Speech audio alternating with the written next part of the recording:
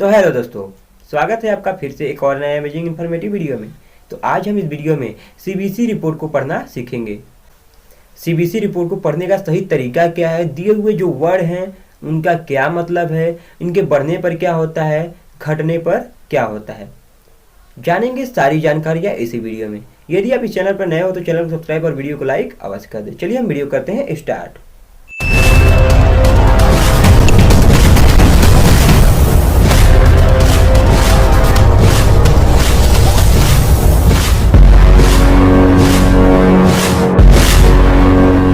तो दोस्तों, CBC report में जनरली 3 सेल्स को मेजर किया जाता है, आरबीसी, डब्ल्यूबीसी तथा प्लेटलेट, यानी इन्हीं तीनों सेल को काउंट किया जाता है। इनमें आरबीसी के कई पार्ट होते हैं, डब्ल्यूबीसी के कई पार्ट होते हैं और प्लेटलेट के भी कुछ पार्ट्स होते हैं। तो हम इनके सारे पार्ट्स के बारे में जानेंगे, कौन कौन से, यानी आरबीसी के कौन कौन से पार्ट हैं, डब्ल्यूबीसी के कौन कौन से पार्ट हैं, प्लेटलेट के कौन कौन से पार्ट हैं, इनके बढ़ने घटने पर क्या होता है, कैसी रीडिंग आती है तो क्या होता है। तो जनरली जो आरबीसी है, हम आरबीसी को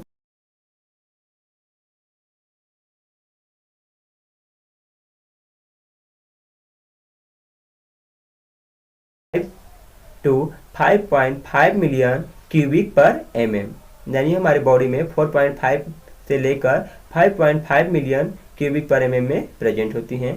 जो आरबीसी है, आरबीसी का फुल फॉर्म होता है रेड ब्लड सेल, यानी कि हम आरबीसी को रेड ब्लड सेल के नाम से जानते हैं।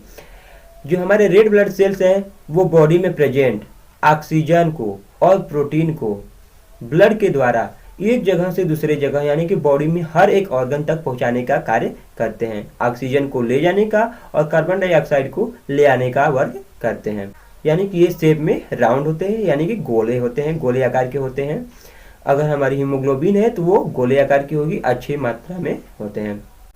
अगर रिपोर्ट में जो इनकी रीडिंग है कम या ज़्यादा आती है तो जो आरबीसी हैं यानी रेड ब्लड सेल हैं, यानी कि उनके साइज में भी डिफरेंस होता है, यानी कि उनकी जो साइज है वो भी कम या ज़्यादा हो सकती हैं। जो हमारे आरबीसी है इनमें कुछ पार्ट होते हैं जैसे कि एमसीवी, एमसीएच, एमसीएचसी, आरडीडब्ल्यू, हेमेटोक्रीट और एचबी, ये सारे आरबीसी के पार्ट। अब हम इनके एक एक के बारे में जानेंगे कि एमसीवी क्या है, एमसीएच क्या है, एमसीएचसी क्या है, आरडीडब्ल्यू क्या है, हीमोग्लोबिन क्या है, एचबी क्या है, सारी जानकारियां जानेंगे। तो चलिए सबसे पहले हमारे इसमें जो वर्ड आता है एमसीएच, हम एमसीएच के बारे में जान लेते हैं। जो हमारा एमसीएच है, एमसीएच का फुल फॉर्म होता है मीन कार्पस्कुलर हीमोग्लोबिन, यानी कि इससे हमें ये पता चलता है हमारी बॉडी में जो एक एक आरबीसी है, यानी कि एक आरबीसी में, जैसा कि आपको पता है हमारी बॉडी में मिलियन में आरबीसी होते हैं, तो एक आरबीसी में हीमोग्लोबिन की कितनी मात्रा है उसके बारे में एमसीएच बताता है। अगर इनके नॉर्मल रेंज के बारे में बात करें तो इनका जो नॉर्मल रेंज है वो होता है 27.5 से लेकर 33.2 पीजी, यानी कि पिकोग्राम। अगर ये बढ़ते हैं तो इनको हम मैक्रोसाइट कहते हैं और घटने की स्थिति में माइक्रोसाइटोपेनिया कहा जाता है। और अगर हम बात करें इनकी रीडिंग लो आने पर क्या हो सकता है, तो आयरन डिफिशियंसी एनीमिया, थैलेसीमिया, ये सारे कंडीशन हो सकते हैं। और हाई रीडिंग आने पर B12 and folic acid anaemia हो सकते हैं। अब हम बात करें नेक्स्ट हीमोग्लोबिन, क्योंकि आप सभी लोग जानते हैं हीमोग्लोबिन कितना होना चाहिए। अगर आपको पता है कि हीमोग्लोबिन कितना होना चाहिए, जल्दी इस कमेंट करें कि हीमोग्लोबिन नॉर्मल व्यक्ति का कितना होता है। तो अगर हम नॉर्मल हीमोग्लोबिन की बात करें तो जो मेल और फीमेल बच्चे में डिफरेंट होते हैं, यानी कि मेल, फीमेल और बच्चे जो हैं सब में हीमोग्लोबिन का जो रेंज होता है वो अलग अलग होता है। जो मेल हैं, मेल में 14 से लेकर 18 ग्राम पर डेसीलीटर ब्लड पाया जाता है, हीमोग्लोबिन पाया जाता है। और जो फीमेल है, फीमेल में 12.16 ग्राम डेसीलीटर हीमोग्लोबिन होता है। अगर एचबी जो हमारा है हीमोग्लोबिन है वो बढ़ता है तो उसको हम पॉलीसाइथेमिया, और जब कम होता है तो उसको हम एनीमिया कहते हैं। कि जो हमारे एचबी, आरबीसी, हेमेटोक्रिट हैं ये हीमोग्लोबिन के ही टाइप्स हैं, यानी कि रेड ब्लड सेल जो हैं उनके ही टाइप्स हैं। अब हम बात कर लेते हैं यदि कि ये लो होते हैं तो लो की कंडीशन में क्या क्या प्रॉब्लम हो सकती है। तो जब हीमोग्लोबिन लो होता है तो उस केस में बोन मैरो डिसऑर्डर हो सकते हैं, एप्लास्टिक एनीमिया हो सकते हैं यानी कि सिकल सेल एनीमिया हो सकता है, यूटेराइन फाइब्रोसिस हो सकता है, किडनी फेलियर भी हो सकता है। हाई रेंज के बारे में बात करें तो अगर ब्लड हमारा हाई होता है यानी हीमोग्लोबिन की लेवल जब हाई होती है तो उस केस में heart disease, dehydration, lungs disease, kidney से रिलेटेड प्रॉब्लम, पॉलीसाइथेमिया भी हो सकता है। यानी कि अगर हीमोग्लोबिन का लेवल ज़्यादा है तो उस केस में हमें डिहाइड्रेशन भी होता है यानी कि बहुत ज़्यादा प्यास लगता है, शरीर में पानी की कमी भी हो सकती है। नेक्स्ट अब हम बात करें RDW के बारे में। RDW क्या है? तो RDW को हम रेड सेल डिस्ट्रीब्यूशन वाइड्स के नाम से जानते हैं। इसकी जो नॉर्मल रेंज है वो है 11.14%। यानी कि जो RDW है ये RBC के आकार और संख्या में हुई परिवर्तन को बताता है। यानी कि RBC में के आकार में किसी भी प्रकार का कोई बदलाव हुआ हो या उनकी संख्या में कम बदलाव हुआ हो, कम या ज़्यादा हुए हैं, तो उस केस में ये यानी जो RDW टेस्ट है वो इनको बताता है। अगर इनकी रेंज लो होती है तो उस केस में क्या क्या हो सकता है? तो generally iron deficiency anaemia, sickle cell anaemia, different types of anaemia यानी कई प्रकार की एनीमिया भी हो सकती है। नेक्स्ट है हाई यानी कि हाई रीडिंग आने पर क्रोनिक लीवर डिजीज, अगर इस केस में हाई आता है तो उसमें क्रोनिक लीवर डिजीज हो सकता है, किडनी से रिलेटेड डिजीज हो सकते हैं, कोलेस्ट्रॉल बढ़ सकता है और कैंसर भी हो सकता है। यानी इनकी जो रेंज है हाई आए तो उसके केस में कैंसर रिलेटेड भी डिजीज हो सकते हैं यानी कैंसर भी हो सकता है। और कैंसर के साथ साथ इसमें जो डायबिटीज है उस केस में भी इनकी रीडिंग हाई होती है। नेक्स्ट है हमारा वर्ड MCHC। MCHC क्या है? यानी कि मीन कार्पस्कुलर हीमोग्लोबिन कंसंट्रेशन, यानी कि ब्लड में जो हीमोग्लोबिन का कंसंट्रेशन है उसको बताता है। MCHC यानी मीन कार्पस्कुलर हीमोग्लोबिन कंसंट्रेशन। अब हम इसके नॉर्मल रेंज के बारे में बात कर लेते हैं। ये बॉडी में 33 से लेकर 36 ग्राम पर डेसीलीटर पाया जाता है।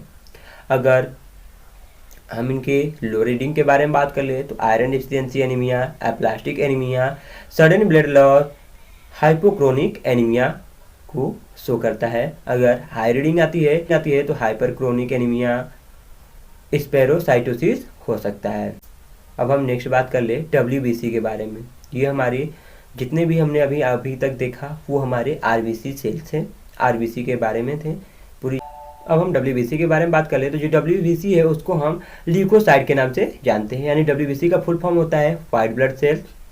ये बॉडी में इन्फेक्शन और इलनेस से बचाता है, यानी किसी प्रकार का इन्फेक्शन हो रहा हो या बीमारी हो रही हो किसी तो ये उनसे लड़ने में मदद करता है, उनसे हमारी मदद करता है, रक्षा करता है, उनसे हमसे बचाता है। इसका निर्माण जो होता है वो बोन मैरो द्वारा होता है। इनकी काउंट से हमें बॉडी में प्रेजेंट इन्फेक्शन और इन्फ्लामेशन के बारे में पता चलता है। और ये पूरे दिन भर में यानी कि डेली 100 मिलियन सेल यानी WBC के 100 मिलियन सेल दिन भर में बनते हैं और खराब भी होते हैं। WBC के कुछ पार्ट्स हैं जैसे neutrophil, eosinophil, basophil, leucocyte, lymphocyte. अब हम इनके बारे में जान लेते हैं कि ये क्या होते हैं। तो सबसे पहले हमारा जो आता है न्यूट्रोफिल। न्यूट्रोफिल क्या होता है? इसका अगर हम नॉर्मल रेंज के बारे में बात कर लें इनके तो इनका जो नॉर्मल रेंज होता है वो होता है 2000 to 7000 क्यूबिक पर mm। ये हमारे इम्यून सिस्टम का एक बहुत ही महत्वपूर्ण रोल अदा करते हैं यानी निभाते हैं। ये WBC में सबसे ज़्यादा मात्रा में पाए जाते हैं। WBC में सबसे ज़्यादा मात्रा में पाए जाते हैं, यानी ये 55% से लेकर 70% तक हमारे WBC में पाए जाते हैं। अगर किसी भी प्रकार का बॉडी में इन्फेक्शन हुआ, किसी भी प्रकार का बॉडी में इन्फेक्शन हुआ हो तो इनकी जो संख्या है वो आपको बढ़ी हुई दिखाई देगी। अगर न्यूट्रोफिल बढ़ा हुआ है तो उसको न्यूट्रोफिलिया और कम होने की स्थिति में न्यूट्रोपेनिया कहा जाता है।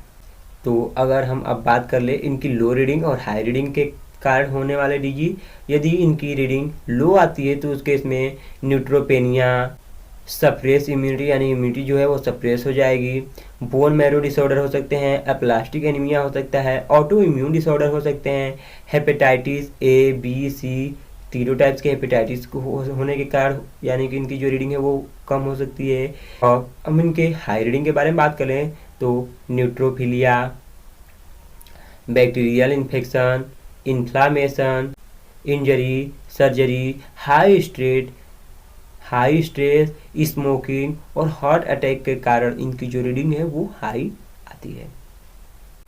अब हम बात कर ले बेसोफिल के बारे में। जो बेसोफिल हैं, अगर किसी भी प्रकार का कोई कहीं पर भी इंजरी हुआ हो, चोट लगा हो, खरोच हुआ हो, तो उनको ये ठीक करने में मदद करते हैं। उनके द्वारा जो हुई इन्फेक्शन है उनको ठीक करने में मदद करते हैं। इनकी जो नॉर्मल रेंज होती है वो 300 ml पर क्यूबिक होती है। अब अगर हम बेसोफिल के लो और हाई रीडिंग के बारे में बात कर ले तो लो के केस अगर किसी भी प्रकार का एलर्जिक रिएक्शन हुआ हो, ब्लड कैंसर हो या हाइपरथायरॉयडिज्म हो तो उस केस में इसकी रीडिंग लो आएगी। और हाई के केस में ऑटो इम्यून डिजीज हो सकता है, हाइपरथायरॉयडिज्म हो सकता है, माइलोप्रोलिफेरेटिव डिसऑर्डर भी हो सकते हैं। अब हम बात कर ले स्नोफिल। तो स्नोफिल की जो रेंज होती है वो बॉडी में 1 से लेकर 6% तक होती है। अगर किसी भी प्रकार का बॉडी में एलर्जी हुआ हो या अस्थमा का कंडीशन हो तो उस केस में इनकी जो संख्या है वो बढ़ी हुई आपको रिपोर्ट में दिखाई देगी। अगर जो स्नोफिल है वो बढ़ा हुआ दिखाई देता है तो उसके कारण उनको हम स्नोफिलिया बोलते हैं और घटे हुए को हम स्नोपेनिया कहते हैं। और अगर इनकी रेंज बढ़ी हुई है तो आप उससे समझ सकते हैं कि बॉडी में किसी भी प्रकार का एलर्जिक रिएक्शन हुआ है या ड्रग रिएक्शन हुआ होगा या तो किसी भी प्रकार का पैरासाइट इन्फेक्शन हुआ है जिसके कारण इनकी रेंज जो है हाई आपको दिखाई देगी। नेक्स्ट वर्ड है हमारा मोनोसाइट। अब हम मोनोसाइट के बारे में बात कर लेते हैं। अगर मोनोसाइट की जो नॉर्मल रेंज है वो होती है 200 से लेकर 1000 क्यूबिक पर mm। ये ऑटो इम्यून डिजीज, अगर बॉडी में किसी भी प्रकार का ऑटो इम्यून डिजीज है तो उनके कारण इनकी जो रीडिंग है वो आपको हाई दिखाई देगी। अगर मोनोसाइट बढ़ा हुआ होगा तो उसको मोनोसाइट बढ़ जाने के को हम मोनोसाइटोसिस और कम होने को मोनोसाइटोपेनिया कहते हैं। इनकी अगर हाई रीडिंग के बारे में बात कर ले तो क्रोनिक इन्फेक्शन हो सकता है, किसी भी प्रकार का बैक्टीरियल इन्फेक्शन हो सकता है, टीबी हो सकता है, सिफिलिस हो सकता है या तो ल्यूकेमिया, लिम्फोमा, सैक्रोआइडोसिस भी हो सकता है।